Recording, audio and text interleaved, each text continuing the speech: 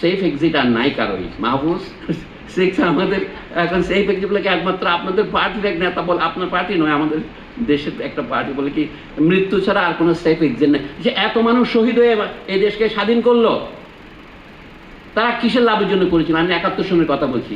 আপনারা হয়তো ৩০ লক্ষ ফিগারটা মানবেন না, কিন্তু কম মানুষ তো প্রাণ দেয়নি। তারপরে এইবারও মানুষ এত মানুষ যে প্রাণ দিল, আপনি যে ১৪০০ বা ৮০০ বলেন, এগুলি একটা সংখ্যা মাত্র, এগুলো একটা পরিবার।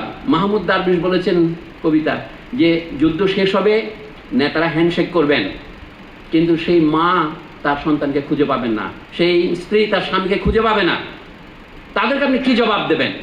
উনি বলছেন আমি জানি আমার দেশকে বিক্রি করেছেন, সেটা আমি জানি না, কিন্তু এর জন্য মূল্য কে দিয়েছেন সেটা আমি জানি।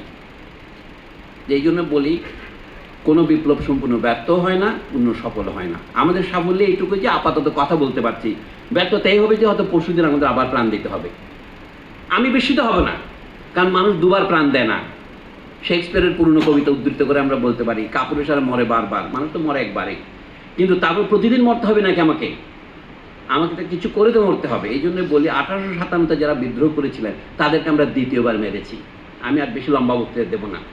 ১০০ বছর যখন পূর্ণ হলো ১৮৫৭, তাতে আমাদের বুদ্ধিজীবীরা কি লিখেছেন এবং এখন ২০২৪-এর এই ঘটনা ১০০ বছর পরে কি লিখবেন এটা তুলনা করুন। আমি একটা কাল্পনিক অঙ্ক তুলে ধরি আপনাদের সামনে।